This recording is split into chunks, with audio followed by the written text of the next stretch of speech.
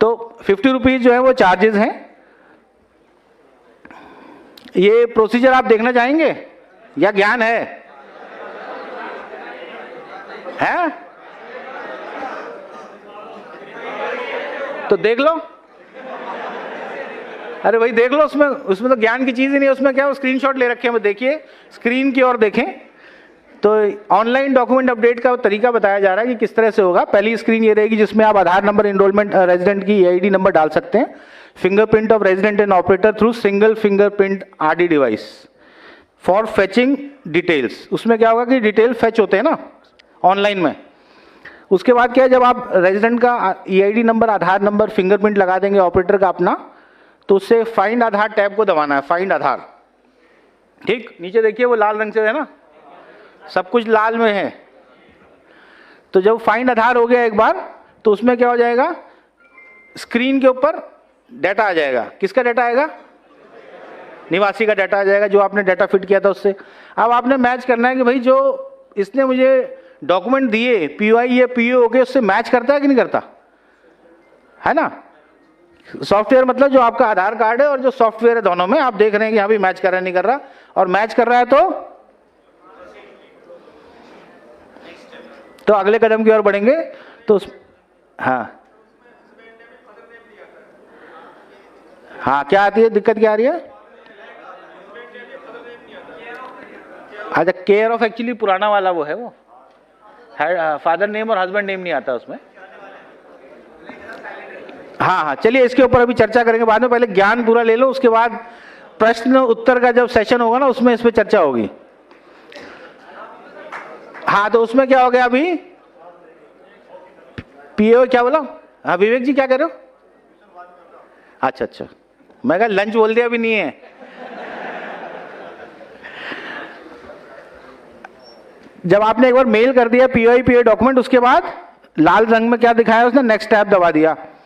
अब आपने जो है वेरीफाई कर लिए डॉक्यूमेंट्स की, भैया ठीक है मिलते जुलते हैं। रेफरेंसेस विंडो ओपन, ऑपरेटर जो है स्कैन करेगा पीओआई पीओ डॉक्यूमेंट जो है, और उसके बाद नेक्स्ट टैब दबा देगा। स्कैनिंग करने के बाद और अटैच करने के बाद डॉक्यूमेंट जो है फोटोग्राफ की विंडो खींचेगी, तो या फोटो ले लेगा, और कोई भी रेजिडेंट का एक बायोमेट्रिक आइरिस एक ले लेगा, फिंगरप्रिंट एक ले लेगा, और क्लिक ऑन नेक्स्ट टैब। और उसके बाद जो रिव्यू विंडो आ जाएगी। रिव्यू में क्या होगा, आ जाएगा उसका data. Review window will showcase the verification details, operator to verify the resident details for final confirmation and click on confirm tab. Confirm दबा देगा ना। आफ्टर कंफर्मेशन ऑपरेटर के पास जो है उसकी बायोमेट्रिक अपनी लगा देगा, और verify biometric and then click on save. ठीक, और उसके बाद जब ये प्रोसेस डॉक्यूमेंट अपडेट का समाप्त हो जाएगा, तो उस पर स्क्रीन पे आ जाएगा कि generate declaration regional request captured successfully will be prompt on screen.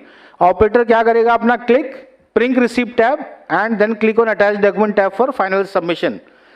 Print receipt और उसके बाद अटैच डॉक्यूमेंट फाइनल सबमिशन के लिए।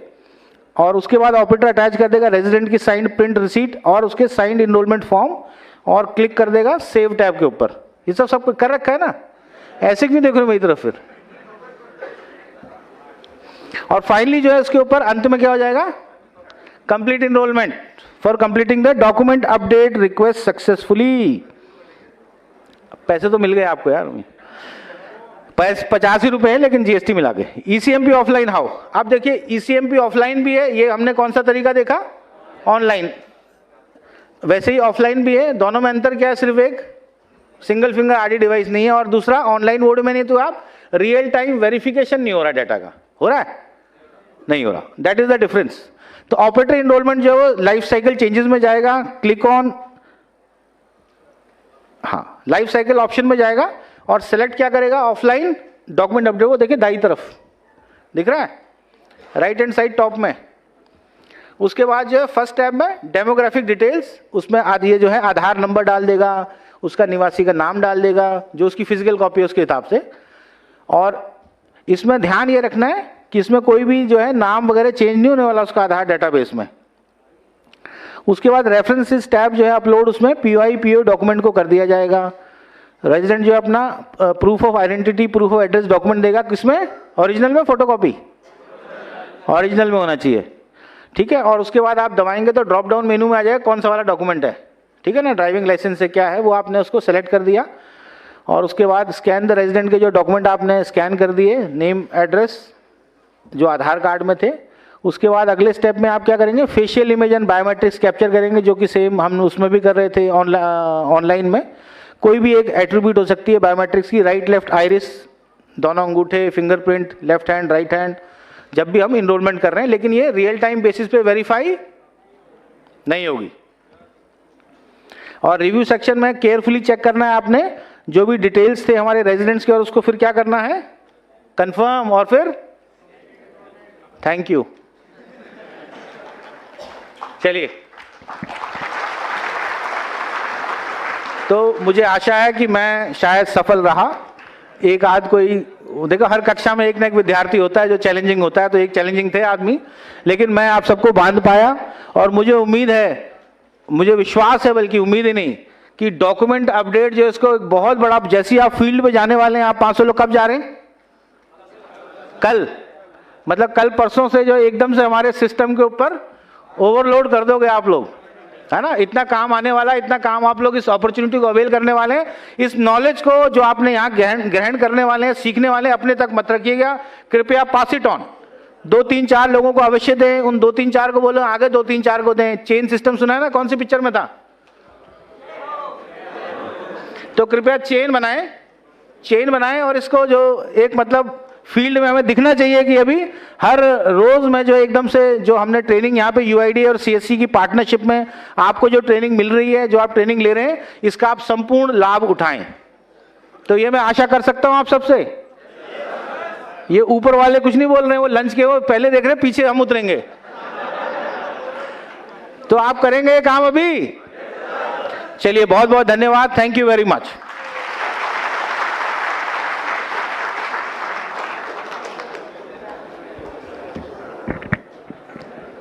Thank you so much sir. एक नई ऊर्जा और जोश हमारे अंदर सर ने डाल दिया है, और जाके हम कोशिश करेंगे कि बहुत ही अच्छे नंबर्स और अच्छा काम करके दिखाएं।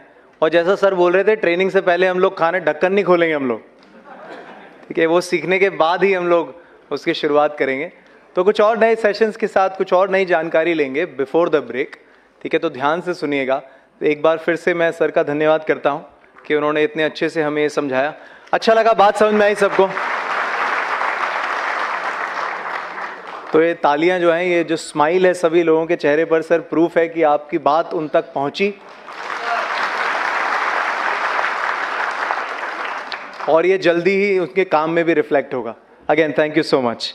तो चलिए आगे बढ़ते हैं। नेक्स्ट सेशन हम लोग बात करेंगे कि जो पेनल्टीज़ हैं इसमें, ये ध्यान से सुनिएगा।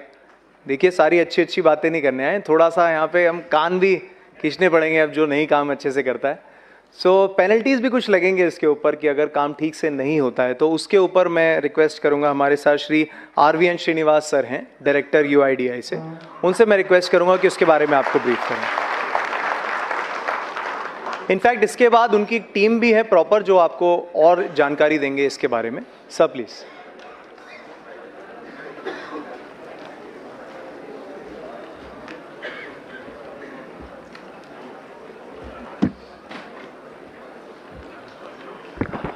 Good afternoon.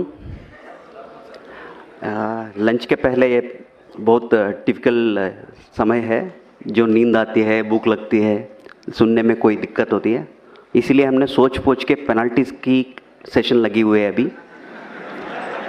क्योंकि जो भी नींद होते हैं ना वो उड़ जाती है एकदम।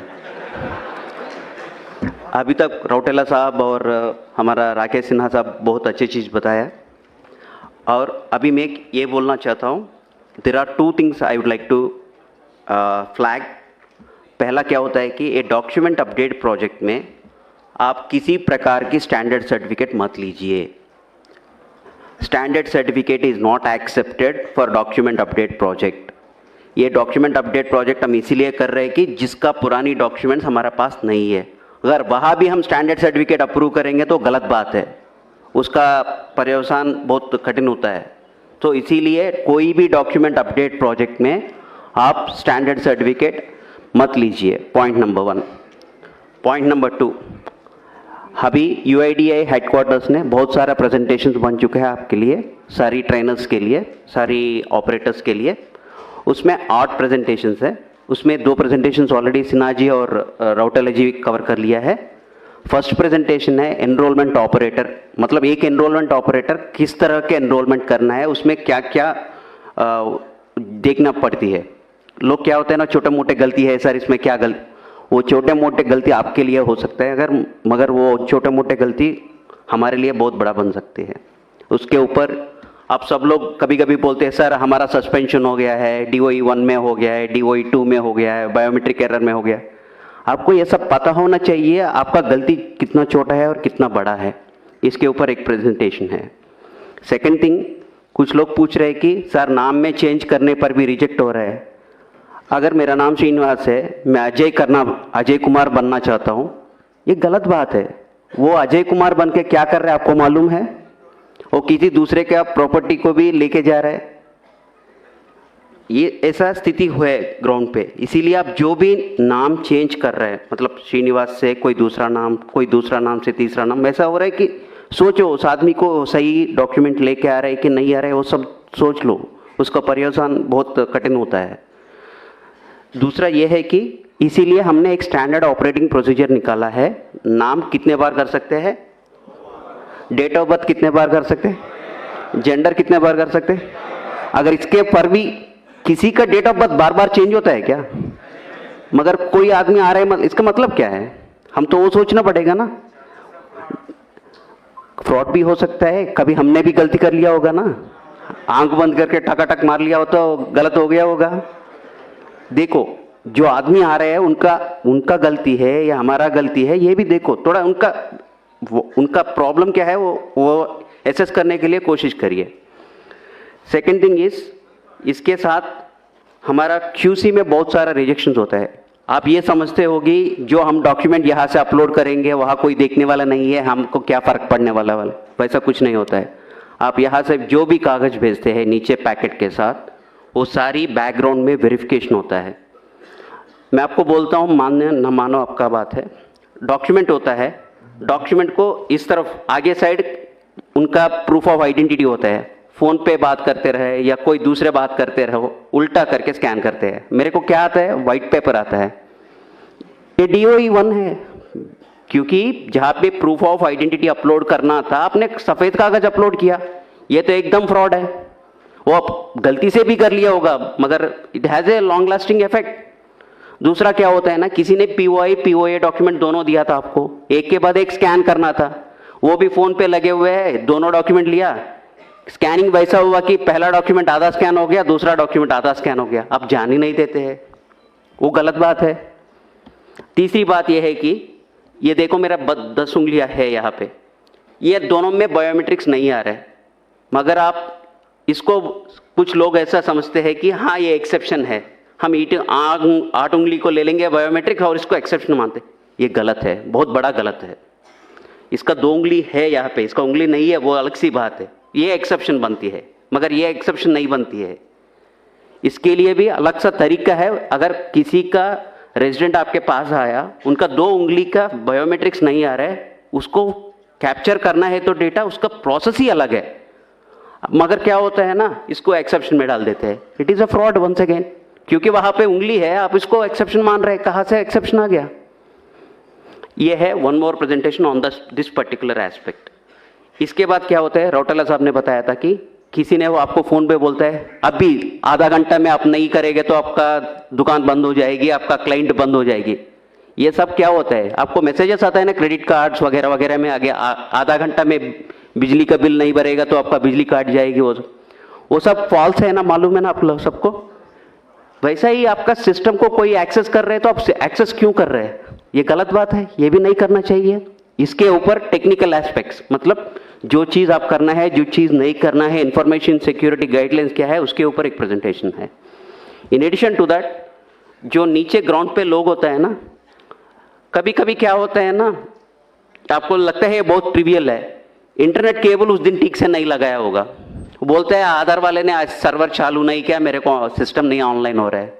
वैसा भी स्थिति है ग्राउंड पे। छोटे मोटे चीज होता है, कभी कभी आपका सिस्टम को रीस्टार्ट करना पड़ता है, एक सर्विस को रीस्टार्ट करना पड़ता है, वो कुछ भी नहीं करते, बोलते हैं आज आधार का सर्वर काम नहीं कर रहे, वो गलत बात है।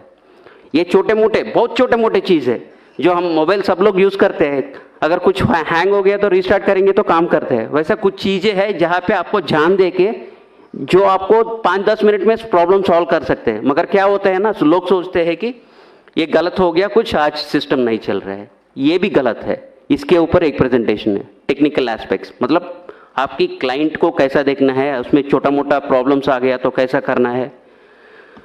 तीसरा प्रेजेंटेशन ये है कि आपको हर दिन जीपीएस आपको सिंक करना होता है।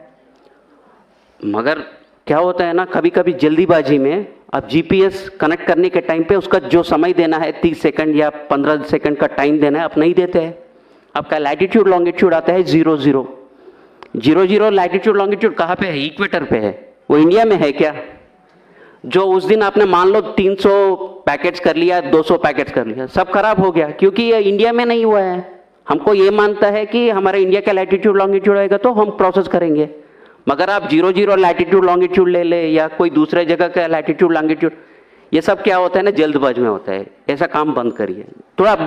थोड़ा सा 2-3 मिनट का आप टाइम दे दिया तो, सब लोग ऐसा नहीं कर रहे, 1% 2% ही लोग करते हैं वैसा, वो भी जानबूझ के नहीं करते हैं। जहाँ पे टेक्निकल एस्पेक्ट्स पे जान देना है वो नहीं देगा तो ये सब छोटा मोटा एरर्स होता है। ये आपके लिए भी कष्ट है, जो आपके पास काम करने के लिए आया था उसका भी कष्ट है। ये बोलेगा अगर इसके शॉप में जाएंगे तो कभी भी मेरा आधार नहीं आता है, ये भी फैला जाता है तो आपके पास कोई भी नहीं आता है। देखो छोटा सा चीज कितना महंगाई पड़ जाएगी। Now coming back to our original presentation, मैंने इतना सारा बोल दिया मैंने, DOE1 एरर, नाम क्यों नहीं चेंज करना है, जेंडर क्यों नहीं चेंज करना है। कभी कभी क्या होता है ना, आपको मालूम है उसने गलत डॉक्यूमेंट लाया हुआ है, वो बोलता है जबरदस्ती करता है आपके ऊपर, ये डॉक्यूमेंट अपलोड करो, आप करते हैं।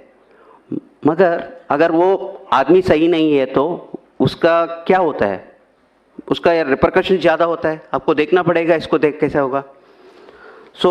उस स्थिति में क्या क्या कंप्लेन, अगर जानबूझ के किया या आपने जबरदस्ती में किया, अगर कहीं वैसा गलती काम हो गया तो व्हाट इज द रिपरकशंस, मतलब आपके ऊपर क्या क्या पड़ सकता है। ये डराने के बात नहीं है, आपको ये सब मालूम होना चाहिए। शायद अभी तक आपको किसी ने बताया नहीं होगा, इसलिए हम बता रहे हैं। हमारा ये उद्देश्य है कि आप सबको ट्रेनिंग होना चाहिए, ये ट्रेनिंग के पार्ट है, या किसी को डराने का या घबराने का बात नहीं है, वैसा मत सोचिए। अगर आप आधार सिस्टम में काम कर रहे हैं, 3 acts are applicable. First is Aadhaar act, second is IPC Indian penal code, third is information technology act. ये तीनों एक्ट के ऊपर FIR डाल सकते हैं अगर गलती बहुत बड़ा है तो। ये किस तरह का गलती हो सकते हैं?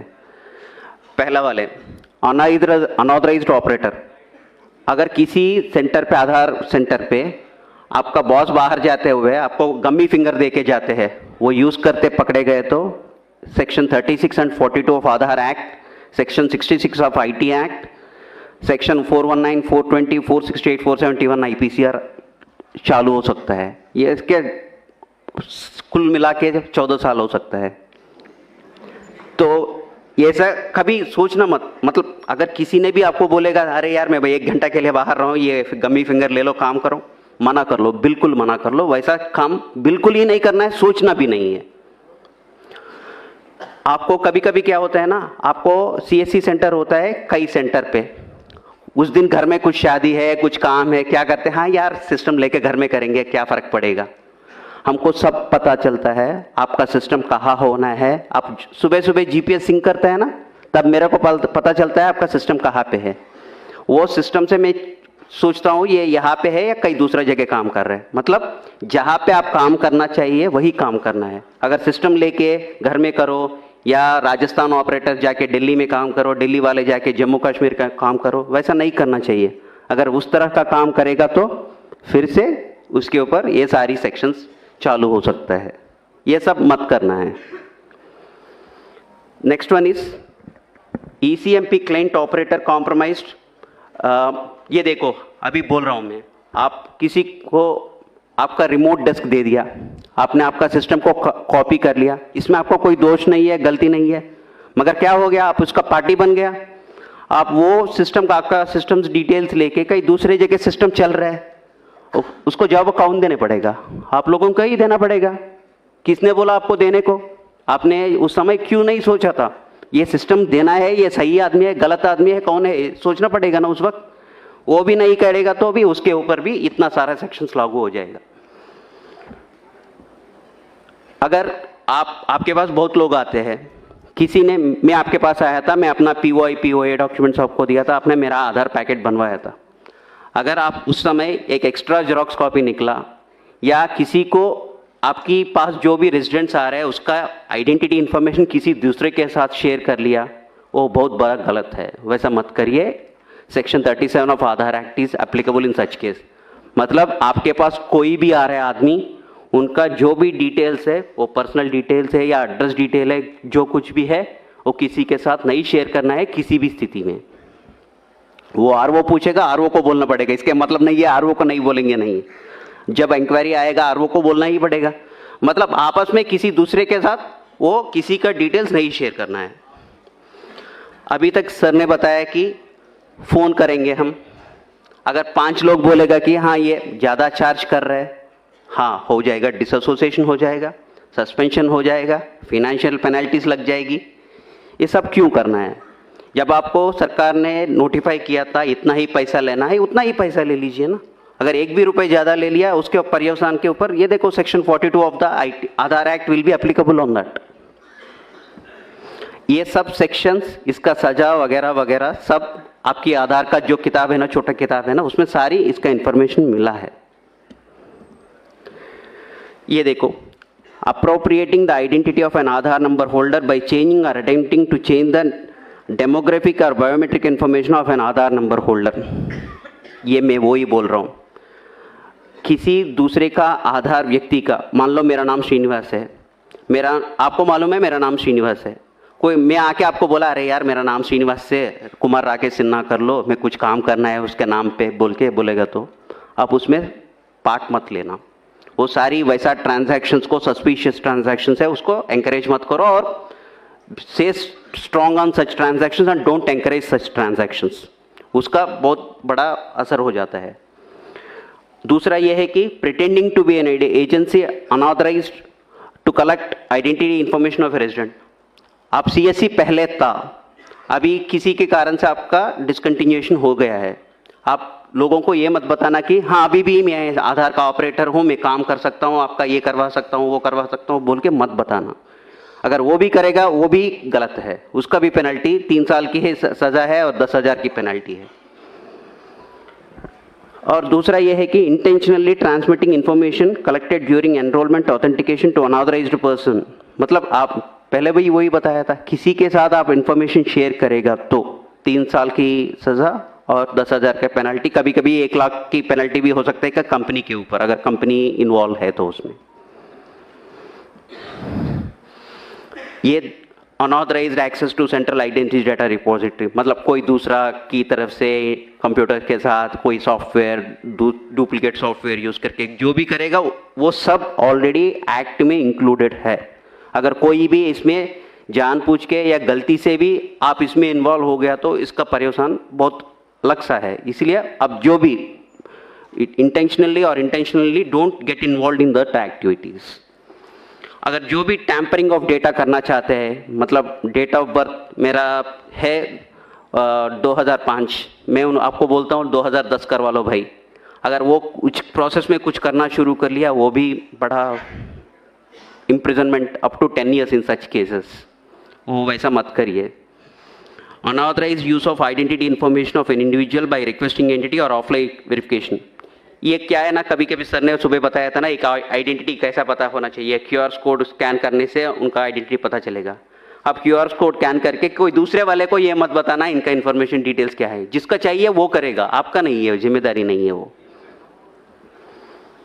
Fehling to comply with requirements of the Aadhaar act, मतलब CSC के ऊपर आपके बहुत जिम्मेदारी है, आप CSC के लिए काम कर रहे हैं, मतलब इसके आपके ऊपर भी बहुत सारे जिम्मेदारियां हैं। आप अगर वो कंप्लाई ना करेगा तो उसके ऊपर भी पेनल्टीज होता है। In addition all these things, कोई भी तरफ का एक्सप्लिसिटली नहीं डिफाइन किया हुआ है, कोई भी गलतियां है जिसमें एक्शन करना है उसका भी इम्प्रिजनमेंट पनिशमेंट है। ये आपको सबको पता होना चाहिए, क्योंकि इतना बड़ा प्रोजेक्ट कर रहा है, इसमें कष्ट भी होते हैं और हमारा इसके लाभ भी होते हैं। लाभ हम सबको मालूम है, कष्ट और नष्ट भी सबको मालूम होने से क्या होता है, हम ठीक से काम कर पाएंगे। जो हम सोचते हैं छोटे मोटे गलतियां हैं वो छोटे मोटे नहीं होते हैं, उसका असर बहुत अलग सा होता है। अब तक तो मैं आधार एक्ट का पेनल्टीज बताया था, आधार एक्ट के साथ आईपीसी पेनल्टीज भी चालू होता है कभी कभी। पनिशमेंट फॉर क्रिमिनल कॉन्स्पिरेसी, अगर किसी ने स्टैंडर्ड सर्टिफिकेट दुकानदार वाले से ये करके, हाँ वहाँ जाके स्टैंडर्ड सर्टिफिकेट लेके आइए आपका आधार अपडेट बन जाएगी बोलेगा, वैसा एंकरेज करेगा तो वो भी अलग सी बात है। Whomsoever is party to criminal conspiracy to commit an official offense punishable with death or rigorous imprisonment, कुछ भी हो सकता है। जब पढ़ लीजिए, अंग्रेजी पढ़ लीजिए, ये सब इंटरनेट में भी आपको मिलता है। आपको बस ध्यान देना है, अगर इसके ऊपर आप गलती करेंगे तो उसका पर्यवसान क्या होता है।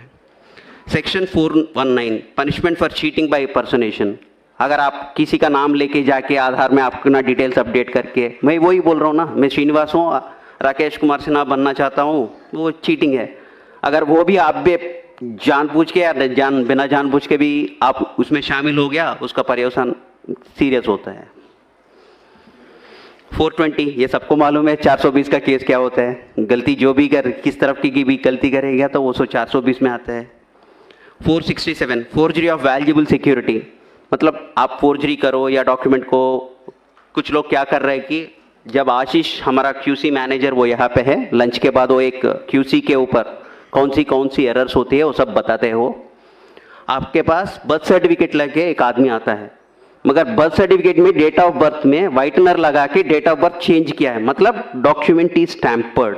उस डॉक्यूमेंट को एक्सेप्ट ही नहीं करना चाहिए था, मगर लोग देखते ही नहीं है, ध्यान नहीं देते हैं, वो स्कैन करके अपलोड करते हैं, वो DOE 1 में आते हैं। मतलब जो गलती कर रहे हैं उनके साथ आप उनको सहायता कर रहे हो, क्योंकि डॉक्यूमेंट में जब व्हाइटनर लगा के डेट ऑफ बर्थ और नाम चेंज किया हुआ है, आप उस डॉक्यूमेंट को क्यों एक्सेप्ट कर रहे हैं? एक्सेप्ट नहीं करना चाहिए था। ये भी 468 वही है, forgery, the intention of the forgery is for cheating, उसके लिए पनिशमेंट है। 471 यूजिंग ए जेन्युइन फोर्ज्ड डॉक्यूमेंट और इलेक्ट्रॉनिक रिकॉर्ड, मतलब आपको ये मालूम है ये जेन्युइन रिकॉर्ड नहीं है, फिर भी आप यूज कर रहे हैं इसको आधार जनरेट करने के लिए। सर ने बताया था ना सुबह 11% आपका रिजेक्शन हो रहा है, मतलब आप 10 लाख ट्रांजैक्शंस कर रहे हैं, उसमें 1,10,000 ट्रांजैक्शंस आर गेटिंग रिजेक्टेड, उसमें 9% of the documents are rejected for want of the proper documents, list of applicable documents. आप लिस्ट ऑफ एप्लीकेबल डॉक्यूमेंट्स से नहीं करते हो, कोई दूसरा डॉक्यूमेंट लेके करते हो, that is a serious offence. In addition to that, जो मैंने बोला था ना, वो white paper scanning, dual scanning of 2 papers एक साथ, जो टैम्पर्ड डॉक्यूमेंट, कभी कभी नाम में गेजेट नोटिफिकेशन भी एडिटिंग कर रहे हैं एडोब फोटोशॉप के साथ। अगर कोई भी आपके पास गेजेट नोटिफिकेशन लेके आ रहे हैं, आप देख लो वो सही है कि नहीं है, क्योंकि लोग उसके भी फोटोशॉपिंग करके आ रहे हैं। थोड़ा ध्यान से रहिए, वो बहुत बड़ा ये पंगा हो जाएगा। आप जो भी डॉक्यूमेंट, कोई भी प्रकार के डॉक्यूमेंट लेके आपके पास आ रहे हैं, specially name change, date of birth change, gender change का कोई भी आ रहा है, अगर वो कोई भी डॉक्यूमेंट लेके आ रहे हैं और उनका एक्सेप्शन हैंडलिंग प्रोसेस में आ रहे हैं, मतलब उनका इंटेंशन सही नहीं होगा। कभी कभी आप देख लीजिए उनका डॉक्यूमेंट सही है कि नहीं है, अगर आप संतुष्ट नहीं है तो आप सीधा सीधा बोल दीजिए कि सर ये डॉक्यूमेंट से मेरे दुकान में नहीं होगा, मेरे सेंटर में इसका अपडेट नहीं चलेगा, सीधा बताइए, कोई गलती नहीं है उसमें। मगर आप जहाँ आप फील होते हैं कि ये डॉक्यूमेंट करने से मेरे को कोई अच्छा नहीं लग रहा है, मेरे को कुछ डाउटफुल लग रहा है, सस्पिशियस लग रहा है, आप उससे दूर रहिए ना, उसमें इन्वॉल्व ही मत हो जाइए उसमें। नाउ हमने अभी तक आधार एक्ट का कानून का सेक्शन सुन लिया, आईपीसी का सेक्शन सुन लिया, अभी है आईटी एक्ट। ये तीनों एक्ट एक ही साथ लागू होता है। अगर किसी ने गलती किसी प्रकार की भी कर लिया तो तीनों एक्ट एक ही साथ लागू हो सकता है। Section 65 tampering with computer source document, मतलब वही है, कंप्यूटर में स्कैन करके अपलोड कर रहे हैं, वही है। सेक्शन 66 कंप्यूटर रिलेटेड ऑफेंसेस, ये वही है कंप्यूटर के साथ, अगर किसी ने डुप्लीकेट सॉफ्टवेयर बनाया उसके ऊपर काम कर रहे हैं, वो भी एक सेक्शन है। Punishment for sending offensive messages through communication service. आप कभी कभी देख लिया होगा व्हाट्सएप ग्रुप्स में या यूट्यूब वीडियोस में देखा होगा, आप मेरे को 500 रुपये दे दो और मैं आपका DO भी अपडेट करवा लेता हूँ, मैं आपका आधार कार्ड PVC कार्ड बनवा के दे देता हूँ। बहुत सारे वेबसाइट चलता रहते हैं, उसमें आप प्रमोट मत करिए। आप उस वैसा मैसेज कुछ भी आया आप RO को रिपोर्ट करिए, ये आपकी जिम्मेदारी है। वैसा कोई फेक वाला वेबसाइट या SMS या व्हाट्सएप टेक्स्ट मैसेज चक्कर मार रहा है तो आपको जिम्मेदारी है RO को इन्फॉर्म करने के, क्योंकि वो इन्वेस्टिगेट करके उसके जो भी एक्शन लेना है वो करेगा। जब तक आप नहीं बताएगा तो, क्योंकि हमको भी सारी चीज़ें नहीं मालूम पड़ता है, आपका जिम्मेदारी भी है हमको बताना है ऐसा काम चल रहा है सर, इसको थोड़ा देख लीजिए सर, ये डाउटफुल केस है। This is one more section. Another section is 66B, punishment for dishonestly receiving stolen computer और कम्युनिकेशन डिवाइस। अगर किसी ने आपको बोला है कि आधार किट, आपको मालूम है आधार किट जिम में मिलता है, अगर किसी ने आधार किट कहीं दूसरे जगह से लेके आपको बोल रहे कि ये 1 लाख का किट है मैं आपको 10,000 में दूंगा, लेके काम कर लो, मत करो वैसा, वो भी इसमें पड़ सकता है। Section 66C, punishment for identity theft. मैं वही बोल रहा हूँ ना, श्रीनिवास बन गया अजय कुमार, वो तो अलग सी अब आइडेंटिटी थेफ्ट की बात है। वो मेरा आइडेंटिटी बदल रहा हूँ, किसी का आइडेंटिटी लेके किसी को दूसरे को दे रहा हूँ, कोई डेथ पर्सन का आइडेंटिटी लेके कोई दूसरे को दे रहा हूँ, ये सब थोड़ा देखना पड़ेगा। Punishment for cheating by impersonation using computer source, बस वही है, कोई कंप्यूटर का डॉक्यूमेंट लेके, कंप्यूटर के हिस्सा लेके हमने किसी का आइडेंटिटी चेंज करने का, बदलाव करने का कोशिश किया तो that is a very punishable, seriously punishable offence. बस इतना ही है। आप